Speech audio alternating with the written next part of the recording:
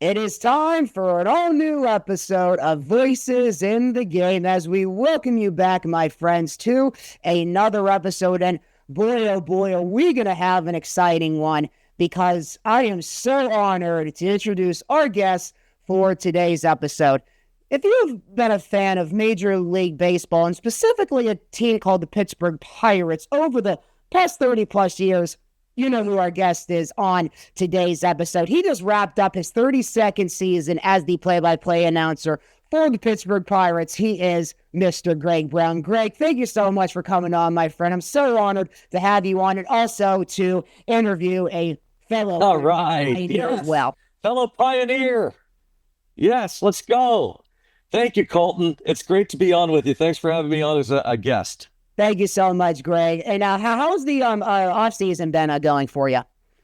Well, it's great. Colton, you'll notice I'm in a really good mood because the Pirates have not lost a game in a month. So that's a standard line.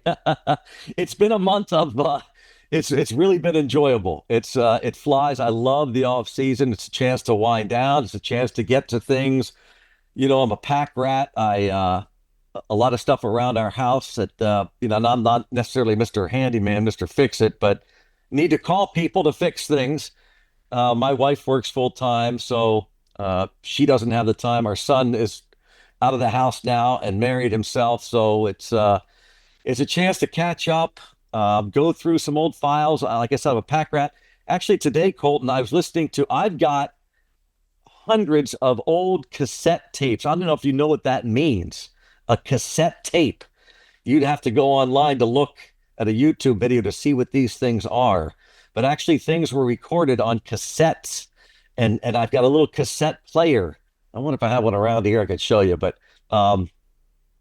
so I've got old, like, play-by-play games of football, baseball, interviews. Today, I was listening to one side of a tape that had a bunch of interviews on it. I had Chris Benson, an old Pirates pitcher. Chad Hermanson was just making, it was a spring training. I think we were in El Paso getting ready to have a preseason game against the Brewers in El Paso before the season started. And I was interviewing Chris Benson, the former pitcher, Chad Hermanson, who was a number one pick of the Pirates and was a can't miss prospect, Al Martin. I didn't even remember this, but apparently I did a Thursday pregame show with Al Martin, the former Pirate outfielder, every Thursday night. It wasn't called Talking Baseball. It was called All Things Baseball with Al Martin. And Lloyd McClendon was the Pirates hitting coach before he was the Pirates manager. So I was listening to some of those and trying to organize them as best as possible. I've got old DVDs, old VHR videos. And when I have time, I kind of go through those and try again to catalog them and someday maybe use them for something. I don't know, maybe do a podcast of old Pirate interviews, Buffalo Bills football interviews. Just that's one thing that took up a couple hours today, for example. I'll be subscribing to that right away, Greg. All right, there's one. Like and subscribe, just like Colton did. I remember, so Greg, I'm not sure if you remember this when we were, so for anybody who doesn't know, Greg and I have got to know each other over the past few years when I was a student at Point Park. And do you remember in 2022, we were down in Bradenton helping out with the River Regatta with our good friend, Mr. Mike Fetzko. And when the regatta was over, I think we were just out in the lobby at the hotel, and Mike still had his cassette tape when he was trying to get some auditions, when he was trying to go into his broadcasting career. And, I remember you listened to it, and then I listened to it. And, it really opened my eyes to how, it's just how things were, So I guess we could start off with that. How was that like for you to have to create a cassette tape? Because it's obviously a little different now, with digital media and having YouTube and all that for all of us to post our demos these days. Yeah, I mean, I hate to say it because, when I was, I'm sure, trying to get the gig, get a job in broadcasting, I'm sure if I talked to, I don't know, an announcer who had been around a long, long time, he would say, like, man, you've got it so much easier now. than I did back in the 1970s or 80s trying to get a job. Um, and I would say that kids, in air quotes, have it probably easier than I did.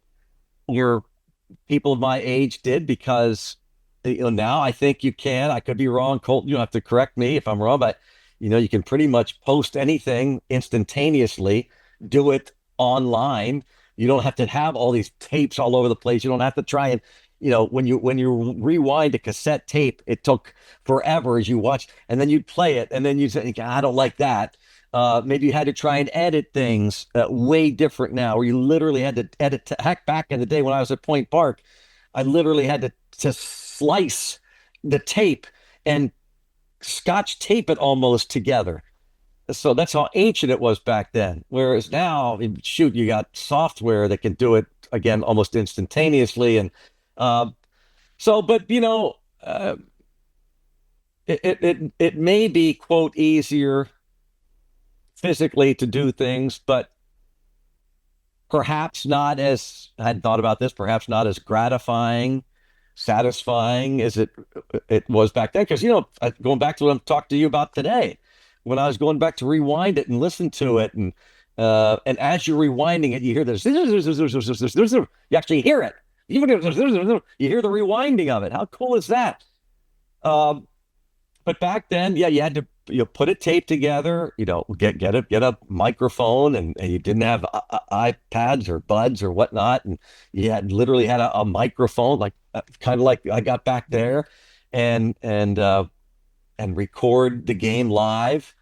For me, I did it at Three River Stadium when I was trying to get a job. I was watching a Pirate game in an empty booth, and that still holds true today. That's never going to change that part of it. But then to take that tape and send it along and dub it, make copies of it, and put a package in a padded envelope and send it along with an actually typewritten resume. So that's the way it was done back then. And actually, I've suggested to kids nowadays who are trying to get jobs, I don't know if it would be weird or not. Rather than email, do something different. Put something that the program director, the manager, the general manager, whoever it might be, that's going to hire you, broadcasting director. I don't know. Would that stand out? For me, it would. But that's how we did it back then. Yeah, and I would love to go back, to the beginning, Greg. So, do you remember at that point in time growing up when you decided you wanted to be a sportscaster? And was baseball always your first love and the wanting to be a broadcaster for a particular sport? But actually, football and baseball. I think I was a football fanatic earlier than I was a baseball fan. I fell in love, Colton, with the Chicago Bears when I was a kid, and I was growing up in Phillies territory and Eagles territory and Flyers territory. All my buddies were a couple of Orioles fans, a couple Baltimore Colts fans back then before they moved and they became the Ravens now. But my buddies were. It was Phillies territory and Eagles territory, and I just happened to be. I'm one of 7 children. I've got 5 older brothers, 1 younger sister. And so sports was a huge part of our family. Everybody played sports. I was the young punk of the family. My brothers, they'll admit it now, all 5 of them, especially now, my oldest brother was kinder, but as you trickled down, getting closer in age, they would beat me up more, the guys that were closer to me. But my oldest brother was pretty much out of the house, even my top 2 older brothers. But then the 3rd, 4th, and 5th brothers, they gave me a good pounding, man. They tried to toughen me up, and we were playing what we called knee football in the living room one day. Knee football, because with that many kids, not a lot of room. And the one area we were watching a Sunday afternoon, the TV was on. It was before the game started in the NFL. Back then, way before cable. It was just, you saw 2 or 3 games on a Sunday, and that was it. What was on nationally on the networks, NBC and CBS.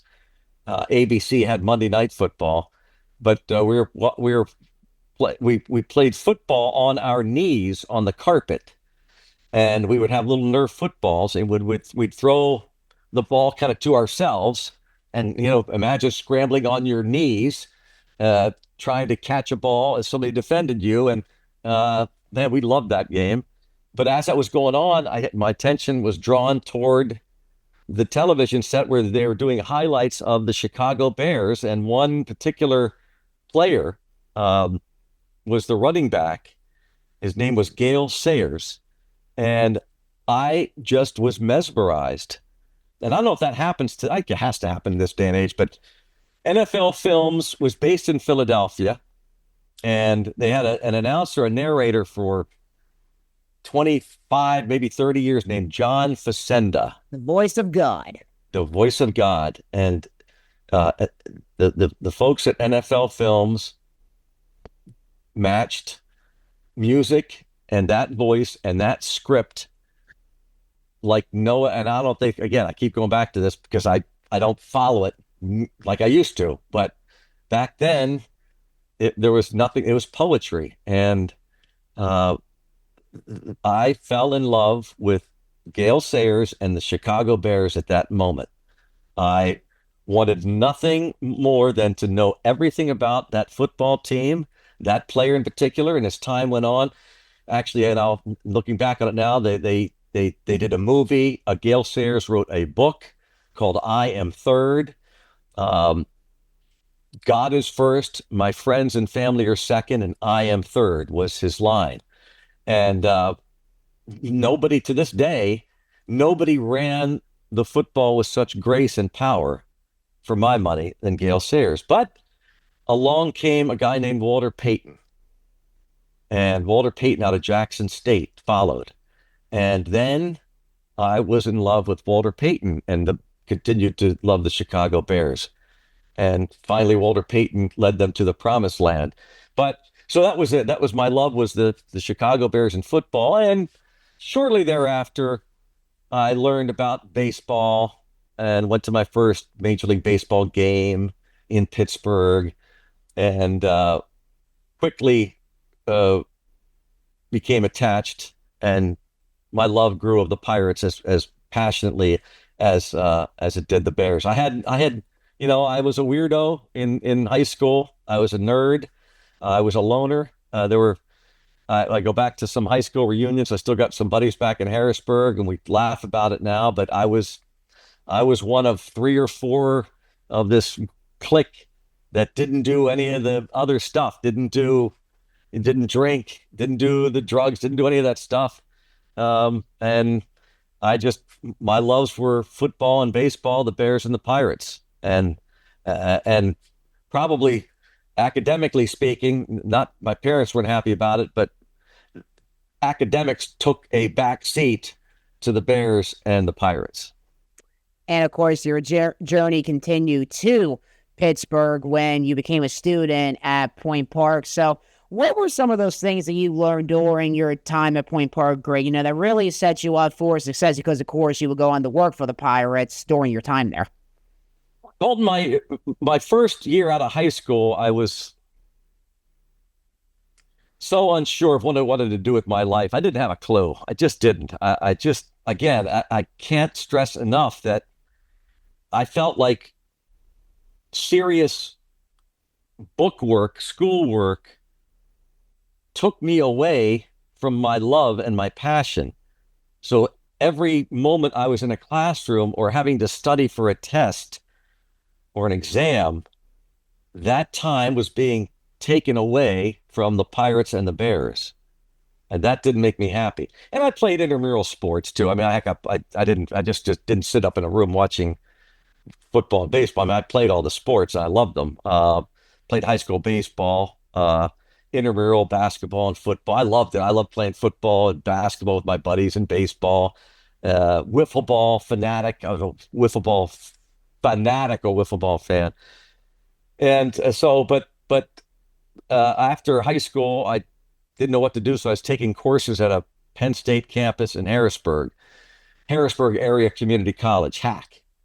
And that's when an opportunity came up to intern with the Pirates. And when I got the job as an intern for the Pirates, my bosses said, you got to keep studying. We're not going to let you just intern here without taking classes. And that's when I hooked on at Point Park. And I was on a 10-year program at Point Park. I eventually became a full-time employee of the Pirates while trying to fit in classes, which was very difficult and problematic. And I would kind of stop and start again, semester off here, semester on, and it was laborious to try and get the credit hours, and so on.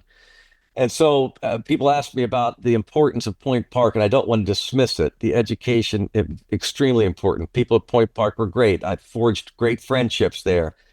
Without one of my classmates, I'm not here now, and that's Bob Pompiani. It was Bob who he and I were on the same kind of career paths. He ended up interning at KDK TV and was doing weekend sports there as an intern, and then did some sports anchoring. And as that was going on, I was a full-time employee at the Pirates, and Bob called me one day and alerted me of an opportunity in Youngstown, the NBC TV affiliate there, WFMJ. He said, I know you want to get into this business, broadcasting, and I think you could do this. It's a weekend sports anchor job. And I got that job, and not for Bob. Bob, his brother Bruce, I was also a classmate of his, and a longtime friend as well.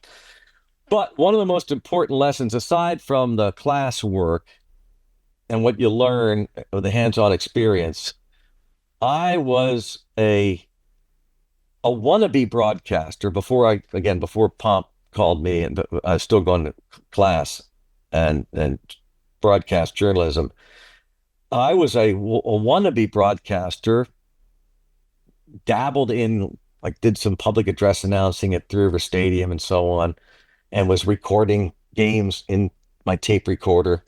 But I still was never certain about this career path, what I was going to end up doing ultimately as a profession. And we had to hand in at Point Park an assignment toward the end of the year. We had to do a 5-minute newscast, sportscast. And this was not only cassette tape, this was reel-to-reel tape.